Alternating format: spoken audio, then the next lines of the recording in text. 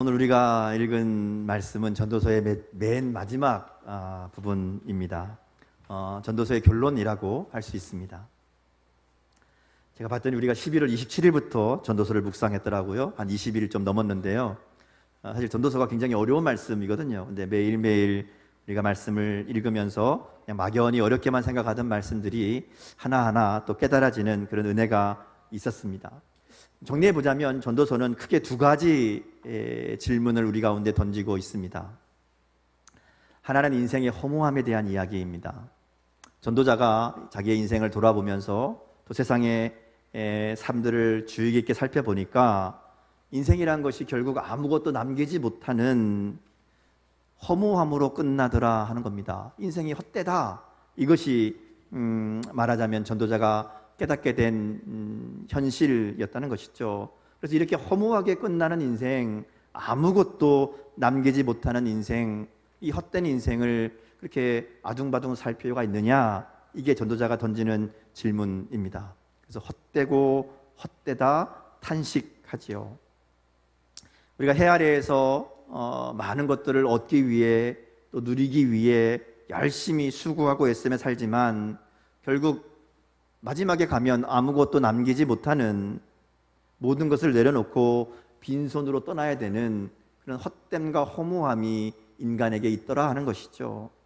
그래서 입김처럼 바람처럼 사라져버리는 인생을 바라보면서 전도자가 인생이 헛되다, 허무하다 이렇게 이야기합니다.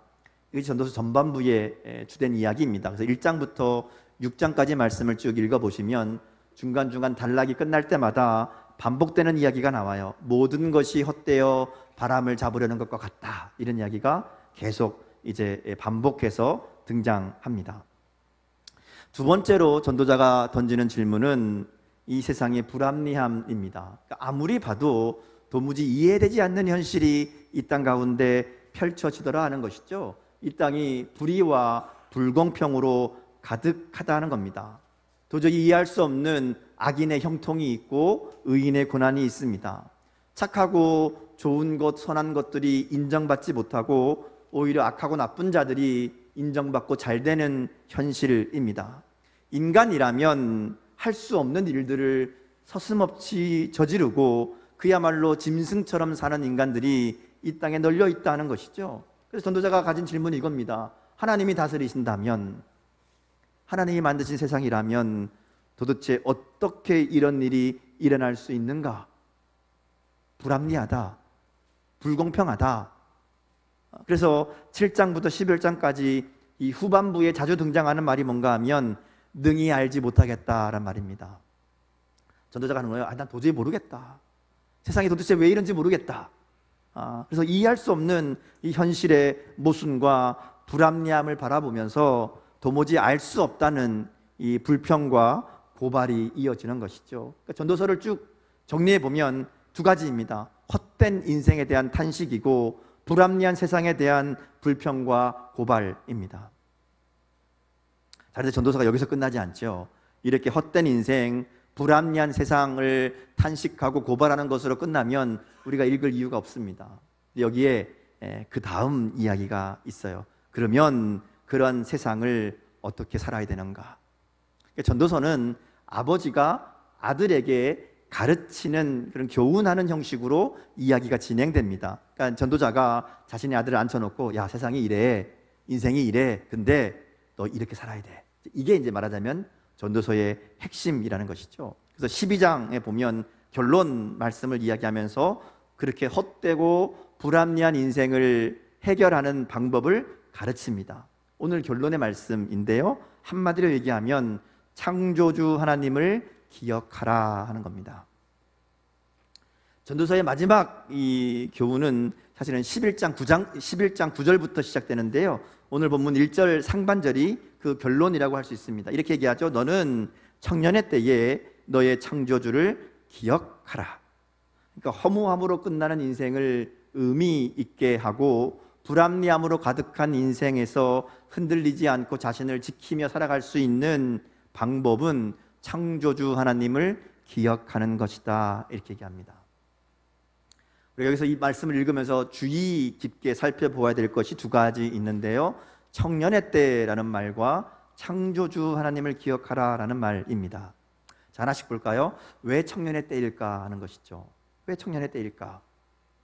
전도자가 이 청년의 때를 특정해서 이야기하는 이유가 있습니다. 단순히 아들이 청년이니까 야, 너 청년의 때에, 너 젊을 때에 이렇게 해야 돼 라고 이야기하는 게 아니라는 것이죠. 전도자가 왜 청년의 때를 이야기하는가 하면 그 다음 나오는 내용을 보면 됩니다. 그 다음 나오는 내용이 뭔가 하면 청년의 때에 반대되는 때를 이야기합니다. 뭐라고 그러죠? 곧 곤고한 날이 이르기 때문이다, 이렇게 얘기합니다. 곤고한 날이 이른다. 그래서 이어지는 3절부터 말씀을 보면요, 7절까지가 바로 이 곤고한 때, 아무 낙이 없다고 할 해, 그때를 이야기합니다. 읽어보면 한마디로 이것은 죽음을 향해 가는 이 노화를 이야기한다고 설명할 수 있습니다.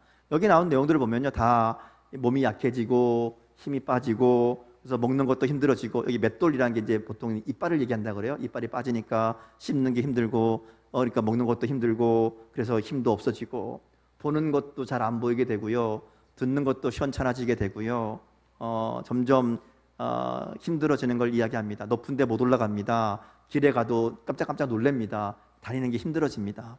머리에 하얀 꽃이 핍니다. 머리가 하얘지는 거죠. 메뚜기도 짐이 됩니다. 이 메뚜기도 무겁게 느껴지는, 결국 인생을 살아가는 것들이 점점 힘들어지고 어려워지는, 그 나이 들어가고 늙어가는 때가 있다 하는 겁니다. 그래서 결국은 몸은 땅으로 영은 하나님께 돌아가는 그때가 온다라는 것이죠. 그때가 오기 전에 이렇게 얘기하는 겁니다.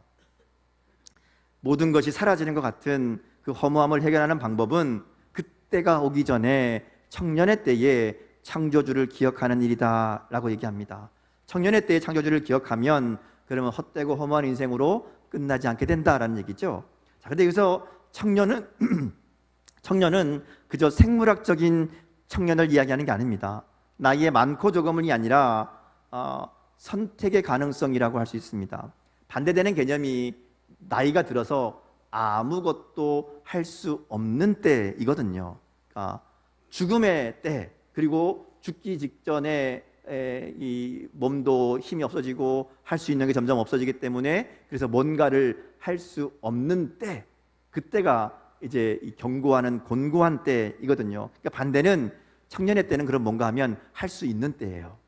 그러니까 쉽게 말하면 가능성이 있는 때, 뭔가를 선택할 수 있고 뭔가를 결정할 수 있고 뭔가를 할 수 있는 기회가 있을 때의 그런 의미입니다. 그래서 청년은 나이가 많고 적은 게 아니고요, 선택의 가능성에 대한 이야기입니다. 나이가 들고 죽음을 앞두면 선택할 수 있는 것도 없어지고 가능성도 없어집니다. 근데 청년의 때에는 아직 선택할 수 있을 때의 이런 의미죠. 그러니까 청년의 때에 창조주를 기억하라 하는 말은 젊은 사람들을 향한 얘기가 아닙니다. 아직 기회가 있을 때에, 좀 더 노골적으로 얘기하면 너 아직 살아있을 때, 그 얘기입니다. 살아있을 때에 창조주를 기억하라. 그래서 오늘 우리에게 주어진 오늘이 바로 청년의 때입니다. 여러분 인생에서 가장 젊은 때가 언제예요? 오늘입니다. 그렇죠? 우리는 날이 가면 갈수록 점점 오늘 전도자가 얘기하는 곤고한 날이 다가오는 것을 느낄 겁니다. 지금도 벌써 이 전도자가 얘기하는 곤고한 날이 느껴지는, 다가오는, 몸으로 피부로 느껴지는 분들이 분명히 있지요. 그러나 우리 육신이 날로 약해진다고 해서 그것이 끝이 아닙니다. 성경은 이 땅에 숨을 쉬고 살아가는 동안 아직 기회가 있다, 아직 우리는 청년의 때를 살고 있다, 이렇게 얘기하는 겁니다. 그래서 전도자는 진짜 곤고한 날이 이르기 전에, 정말 아무것도 할 수 없는 그날이 오기 전에 창조주를 기억하라고, 아직 기회가 있을 때에 너의 창조주를 기억하라고 이야기하는 겁니다. 그러기에 이 말은 오늘 우리 모두를 향한 말씀으로 우리가 들어야 된다는 것이죠. 자, 그러면 창조주를 기억하라라는 말이 무슨 의미일까 하는 겁니다. 창조주, 왜 창조주일까? 사실 이스라엘 백성들에게 가장 익숙한 하나님의 이름은 여호와, 야훼입니다. 근데 오늘 전도자는 창조주를 기억하라 이렇게 얘기합니다. 창조주라는 말은 만물을 만드신 분이고 다스리시는 분이라는 의미잖아요. 오늘 전도자가 왜 인생의 허무함을 이야기하면서 창조주 하나님을 기억하라고 얘기할까 하는 것을 생각해 보면요, 창조주 하나님을 기억하라는 말은 하나님께서 나를 소중하고 귀하게 창조하셨음을 기억하라는 의미로 읽을 수 있습니다. 인생이 헛되다 그랬잖아요. 허무하다 그랬잖아요. 근데 그렇지 않다는 겁니다. 하나님이 소중한 존재로, 특별한 존재로 만드신 것을 너희가 기억해라. 이게 창조주를 기억하라는 말의 의미입니다. 여러분, 우리가 어느 날 우연히 생겨난 존재가 아니잖아요. 하나님께서 분명한 목적을 가지고 만드신 존재가 우리입니다. 하나님의 형상을 따라, 하나님의 모양을 따라, 하나님의 마음을 담아서 만든 존재가 바로 우리들이라는 것이죠. 그래서 창조주 하나님을 기억한다라는 것은 자신이 특별한 목적을 가진 소중한 존재임을 잊지 않는 사람입니다. 하나님께서 정성을 다해서, 마음을 다해서 만드신 존재가 바로 나다, 이것을 잊지 않는 사람, 그 사람이 창조주 하나님을 기억하는 사람입니다. 이 분명한 자기 정체성이 있는 사람은 헛되고 허무해 보이는 인생을 다르게 바라볼 수 있습니다. 세상 사람들은 의미를 찾을 수 없고 왜 사는지 모르겠고 인생이 헛돼 보인다고 이야기할 때에 우리는 하나님이 나를 소중한 존재로 만드셨다라는 분명한 믿음이 있기 때문에 하나님의 사랑으로 만드신, 하나님의 특별한 목적으로 만드신 존귀한 존재라는 것을 우리가 기억하기 때문에 우리는 다른 삶을 살 수 있다는 겁니다. 이것이 창조주 하나님을 기억하라는 말씀의 의미입니다. 하나님은 우리를 특별한 사람으로 만드셨습니다. 뿐만 아니라 자신의 하나뿐인 아들을 내어주시기까지, 그 아들의 목숨을 주시기까지 우리를 사랑하신 그런 존재가 바로 우리들입니다. 그렇게 우리는 아무렇게나 살다가 허무하게 사라질 존재가 아니라는 말입니다. 우리 옆 사람들하고 인사할까요? 이렇게 얘기합시다. 당신은 하나님의 소중한 사람입니다.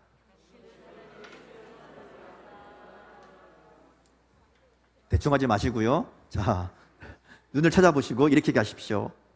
당신은 이 세상에서 가장 귀한 사람입니다.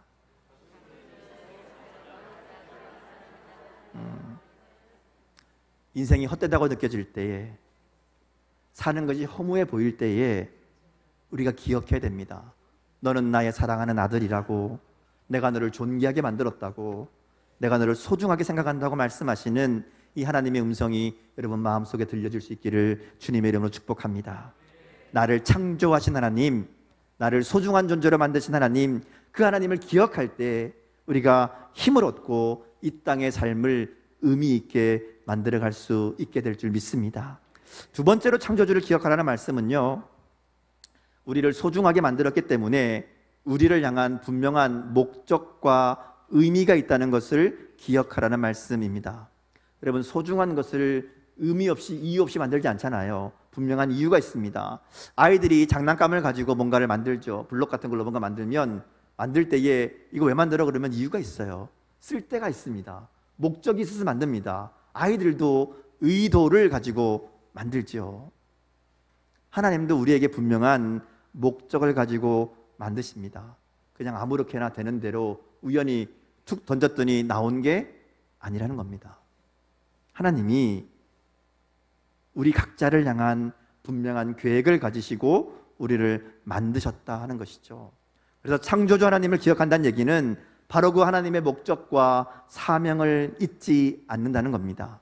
그래서 왜 살아야 되는지, 어디로 가야 될지 모를 때에 우리는 하나님께 나아가야 됩니다. 우리를 만드신 하나님이 그 목적을 분명히 알고 계시기 때문에 그 하나님께 물어야 된다는 것이죠. 그럴 때에 우리의 인생은 하나님의 아름다운 뜻 가운데 빛나고 복된 인생으로 쓰임받게 될 줄 믿습니다. 때로는 그 길이 힘들고 어려운 일들을 경험한다 할지라도 하나님의 뜻이 여기 있기 때문에, 하나님이 분명한 목적을 가지시고 나를 인도하시기 때문에 그렇게 그 길이 기쁨의 길이 되고 소망의 길이 되게 하실 줄 믿습니다. 우리 옆에 있는 분들이 다시 한번 이렇게 축복하겠습니다. 당신은 분명한 목적이 있는 사람입니다. 이렇게 축복하겠습니다. 혼잣말 하지 마시고요. 자, 스스로에게도 중요하지만 서로에게도 중요합니다. 한 번 더 하겠습니다. 당신은 하나님께 꼭 필요한 사람입니다. 그죠? 한 번 더 할까요? 당신은 우리에게도 꼭 필요한 사람입니다. 이렇게 하겠습니다.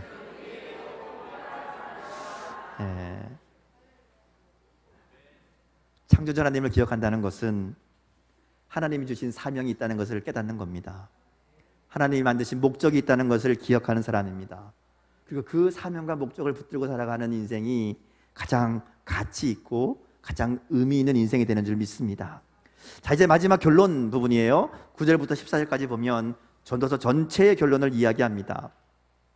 전도자가 마지막 결론으로 하는 얘기가 13절, 14절 말씀인데요. 같이 한번 읽어보겠습니다. 13절, 14절 한 목소리로 같이 읽습니다. 자, 시작. 이래 결국을 다 들었으니 하나님을 경외하고 그의 명령들을 지킬지어다. 이것이 모든 사람의 본분이니라. 하나님은 모든 행위와 모든 은밀한 일을 선악간에 심판하시리라. 아멘. 자, 이게 보면요, 인생의 헛됨과 세상의 불합리함에 대해 탄식했던 전도자가 창조주 하나님을 기억하는 것만이 인생의 지혜라고 이야기했습니다. 그리고 창조주 하나님을 기억하는 것이 어떤 삶인가 하는 것을 두 가지로 정리합니다. 첫 번째는 하나님을 경외하는 것이고요, 두 번째는 하나님의 명령들을 지키는 것이다, 이렇게 얘기하죠. 하나님을 경외하는 것, 그리고 하나님의 명령들을 지키는 것, 이것이 모든 사람의 본분이라고, 의무라는 얘기죠. 이것이 인생의 전부라고 그렇게 이야기합니다. 그리고 14절을 통해서 왜 그런가 하면 하나님의 심판이 있기 때문이라고 경고하는 것으로 전도서를 마치고 있습니다. 하나님은 창조주이십니다. 만물을 만드시고 다스리는 분이고요, 우리의 마음속까지, 우리의 가장 은밀한 것까지 보시는 분이라는 것이죠. 그러기에 우리가 하나님을 두려워하고 하나님을 생각하고 하나님을 인정하는 것이, 그게 바로 경외입니다. 하나님이 나의 모든 것을 알고 계신다, 그리고 나의 삶을 인도하신다, 나의 삶을 주관하신다, 이것을 믿기 때문에 늘 하나님을 생각하고 하나님의 뜻이 어디 있는가 바라보는 것이 하나님을 경외하는 것이고요, 그러기에 하나님의 말씀에 순종으로 응답하는 것이 마땅한 삶의 모습이다, 이렇게 얘기하는 겁니다. 우리 전도서를 마무리하면서 이 두 가지를 꼭 기억하면 좋겠습니다. 하나님을 경외하는 인생, 그리고 하나님의 말씀에 순종하는 인생. 이것이 우리 인생을 가장 값지고 복되고 행복하게 만드는 그런 가장 지혜로운 삶의 모습인 것을 우리가 잊지 말아야 된다는 것이죠. 자, 그러면 구체적으로 어떻게 하는 것이 하나님을 경외하는 것이고 어떻게 사는 것이 하나님의 명령을 따르며 사는 것일까? 오늘 이 두 가지를 함께 나누고 말씀을 마치려고 합니다. 첫 번째는 하나님을 경외하는 게 뭔가 하면요, 받아들이는 겁니다. 우리의 삶의 모든 것이 하나님의 계획과 인도하심 아래 있다는 것을 믿는 마음으로 우리에게 다가오는 모든 상황을 받아들이는 겁니다. 이건 전도자가 여러 번 얘기한 내용입니다. 겉으로 보기에는 헛된 것처럼 보이고 또 우리의 생각으로는 이해되지 않는 것이라고 할지라도 믿음으로 받아들이는 것이 하나님을 경외하는 자세라는 겁니다. 이 받아들인다는 얘기는 하나님의 주권을 인정한다는 얘기입니다. 하나님의 다스리심이 있음을 믿음으로 고백하고 그러기에 그 뜻에 순응하는 것을 이야기합니다. 그렇다고 해서 아무 생각 없이 그냥 무조건 다 좋다고 그러고 무조건 다 예스, 무조건 다 그냥 참아라, 이런 이야기가 아닙니다. 왜 받아들이는가 하면 하나님을 믿기 때문이죠. 하나님이 모든 것을 합력하여 선을 이루실 줄 믿기 때문에 받아들이는 겁니다. 이게 참 쉽지 않아요. 왜냐하면 나도 생각이 있잖아요. 그죠? 나도 보고 들은 게 있고 내가 아는 게 있습니다. 그럼 이거는 맞고 틀리고를 스스로 자꾸만 내가 판단하고 내가 결정하려고 한다는 것이죠. 근데 받아들인다는 것은 그것을 하나님께 맡기라는 겁니다. 하나님을 신뢰함으로 하나님께 맡기는 것, 그것이 받아들인다는 말의 의미입니다. 여러분 생각해 보세요. 전도자가 말하는 헛되다라는 평가나 불합리하다라는 이 불평은 다 내가 기준입니다. 내가 보니까 인생이 헛된 거예요. 의미 없어 보입니다. 내가 보니까 세상이 불합리한 겁니다. 내가 보니까 이해되지 않는 내 경험으로, 내 지식으로, 내 생각으로는 도저히 마음에 이해되지 않는, 설명할 수 없는 일들이 일어난다는 것이죠. 기준이 누구예요? 나입니다. 하나님을 경외한다는 것은 그 기준을 하나님으로 바꾸는 거예요. 하나님의 뜻이 어디 있을까? 하나님이 왜 이런 일들을 허락하실까? 이 일 가운데 하나님이 무엇을 말씀하실까? 그렇게 기준을 바꾸는 겁니다. 나의 판단은 뒤로 하고 하나님을 믿고 하나님께 맡기는 것이 바로 경외입니다. 그것이 받아들인다는 말의 의미입니다. 그래서 이해 안 되면, 더 동의할 수 없으면, 그러면 더 하나님 앞에 나아가서 하나님의 뜻을 구하고 하나님의 인도하심을 알기를 구하는 것이 하나님을 경외하는 것이죠. 그래서 모든 결정과 판단을 멈추고 먼저 하나님의 뜻이 어디 있는가, 하나님의 계획이 무엇일까 묻고 구하며 우리의 결정이 그 하나님의 결정에 맞도록 맞추어가는 사람이 하나님을 경외하는 사람입니다. 모든 일을 하나님의 기준으로 하나님을 먼저 생각하며 선택하는 사람이 바로 하나님을 경외하는 사람이라는 것이죠. 오늘 저와 여러분의 삶이 바로 이와 같이 모든 상황 속에서 먼저 하나님을 바라보는 참된 경외의 삶을 살아갈 수 있기를 주님의 이름으로 축복합니다. 두 번째, 하나님의 명령을 지키는 것이라고 얘기했죠. 하나님의 명령을 지키는 것은 우리에게 주신 모든 일이 하나님의 사명인 줄 알고 최선을 다해 살아가는 것으로 지킬 수 있습니다. 우리의 삶의 모든 것이 하나님이 주관하신다, 하나님이 다스리신다라는 것을 믿는 사람은 지금 내게 맡겨진 일이 하나님이 주신 사명인 것을 고백하는 사람입니다. 그러기에 그것이 무엇이든지 하나님이 맡기신 일이기에 최선을 다하는 삶을 살아간다는 것이죠. 그것이 하나님의 명령을 지키는 것입니다. 하나님의 명령은 꼭 종교적인 일에만 국한되지 않습니다. 물론 하나님께 더 가까이 나아가고 하나님을 더 깊이 알아가고 하나님을 예배하고 하나님의 일들을 이루어가는 것들이 마땅히 지켜야 될 하나님의 명령입니다. 그런데 하나님의 명령은 그런 종교적인 신앙적인 그 안에서만 이루어지는 게 아니죠. 오히려 우리가 세상이라고 말하는 우리의 삶의 현장에서 하나님의 뜻을 이루는 것, 우리의 삶의 자리도 하나님과 무관한 것이 아니라 하나님이 보내신 자리이고 하나님이 역사하시는 자리라는 것을 믿음으로 바라보고 그 가운데 최선을 다하는 것이, 그것이 하나님의 명령을 지키는 것이다, 이렇게 말씀하는 겁니다. 전도서 3장 22절에 보면요, 사람이 자기의 일에 즐거워하는 것보다 더 나은 것이 없다고 말합니다. 그러면서 그것이 하나님이 그에게 주신 몫이라고 말씀합니다. 이 몫이라는 말을 복으로 번역하기도 하거든요. 그러니까 하나님 우리에게 각자에게 주신 그 모든 일들은 하나님이 내게 복으로 주신 것이라는 겁니다. 그래서 그 일들을 최선을 다해 감당하며 그 가운데 즐거움을 누리는 것이 하나님의 명령을 따르는 삶이라고 말할 수 있습니다. 창세기 1장에 보면 하나님이 아담에게 에덴 동산을 주시면서 그것을 다스리고 지키라고 말씀합니다. 그러니까 에덴 동산은 아담이 가꾸고 지켜야 될 일터였습니다.